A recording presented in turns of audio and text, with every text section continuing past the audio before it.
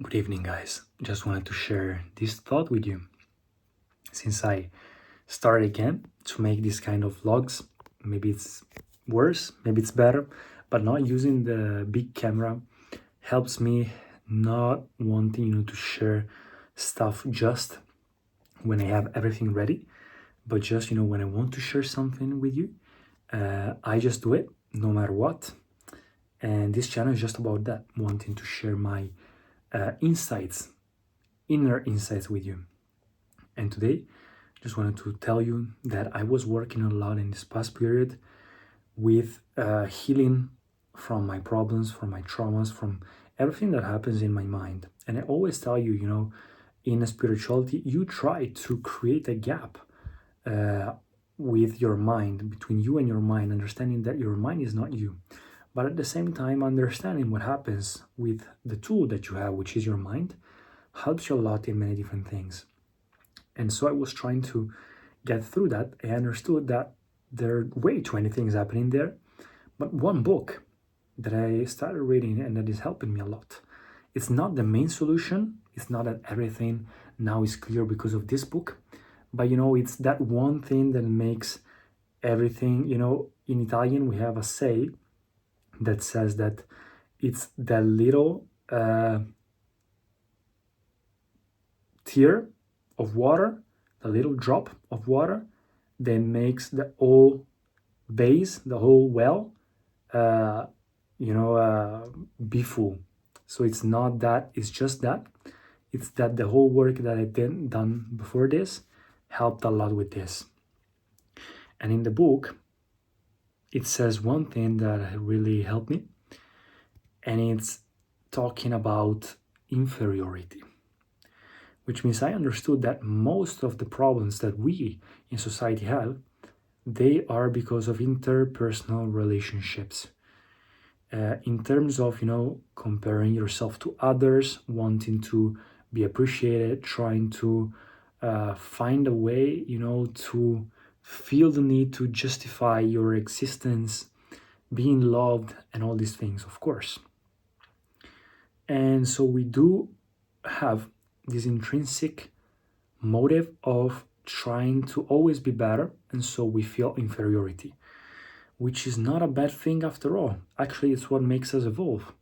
The problem is, right now, Gen Z probably is the first generation that has to have a digital identity, which means we grew up with the sense not just of comparing yourself to your neighbor and just seeing, oh wow, his work is better than mine, so I have to work better, and so it motivates you. That's sane inferiority, healthy inferiority.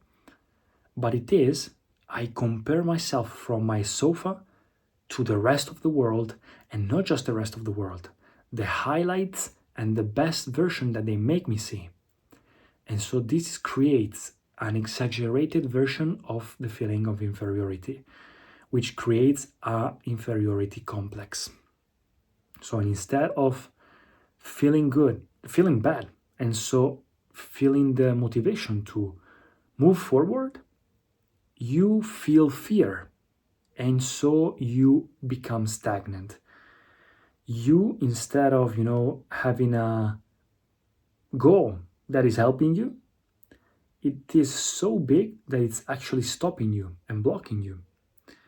And so this becomes a problem. It actually become even bigger when, instead of a complex of inferiority, it actually get increased to a complex of superiority, which means you create actually a different identity, an ego of a narcissistic feeling of feeling superior or different or special because of your hindrances, because of your past, because of the way you are.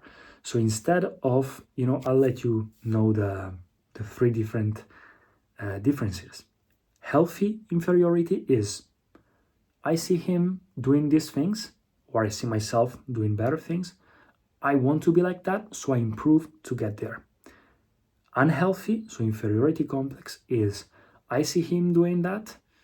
Oh my God, yes, but he's fortunate. I will never have the same talent. And so you stop yourself, you block yourself. And the superiority complex gets even worse when you say, yes, but it's actually not that great of a goal. Or you say, yes, but I have all my problems, and I have this, and I have this, I have this. I have a special, like you feel special because of all your cons, because of all your blockages, of all your problems. It all happens to you. So you become this victimistic problem and identity you create for your ego, for yourself. So you need to understand. First, learn to use social media properly, consciously, instead of indulging in your compulsions. Do it properly. Learn to understand that everything you see on social media is not real. So cut this thing to the roots. Learn to use your mind properly. Instead of dwelling into your mind, learn to exit your mind. And understand that inferiority with a sense of motivation can be healthy, can be motivating, but do not dwell into the what is the brain is trying to protect you from by doing this. It means you want to get there. Okay, then get there. Don't, everything else is just fear. Don't dwell in this fear.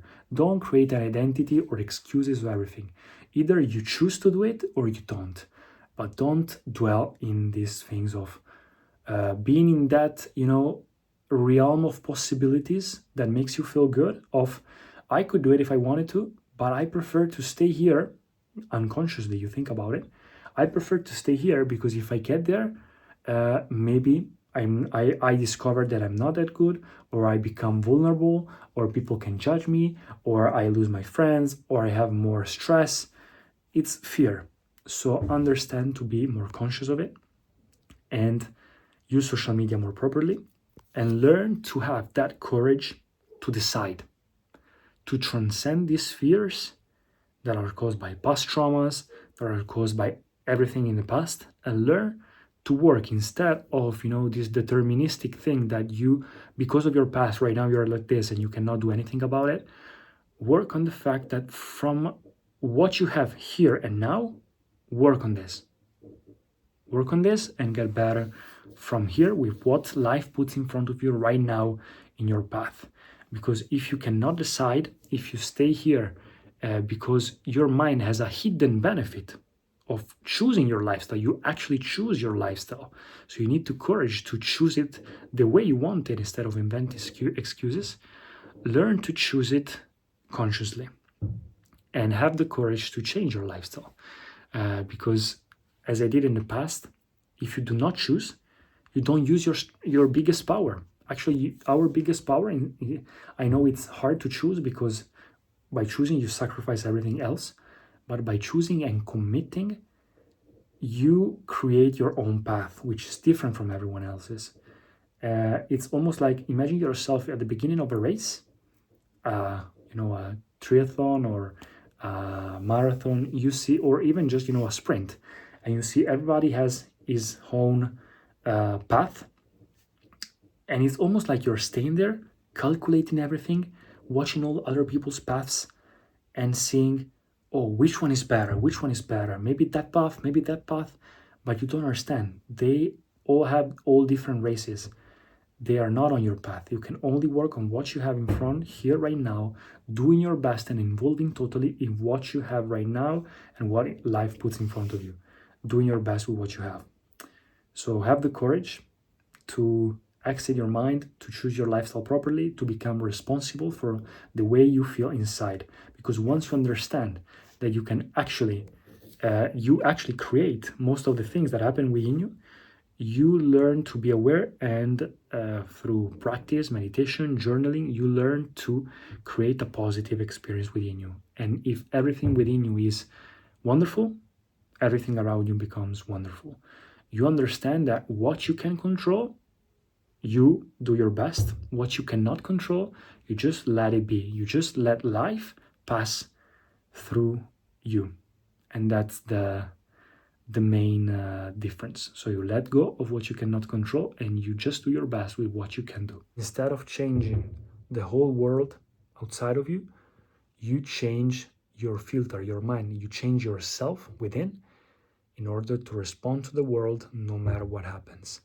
So it doesn't matter what happens outside, you are wonderful by your own nature. So you become like a rock, strong and solid and peaceful and joyful and loving no matter what. This is what it means to become spiritual. You let life surprise you, uh, and do your best with what's put in front of you, instead of having to calculate everything and wanting to control the world around you and make it the way you want it. No, the world happens the way it wants. You cannot control the universe. You can control within yourself, and so you learn to respond the best you can, changing yourself instead of changing the world, and learn to choose. That's it, guys. Let me know what you think.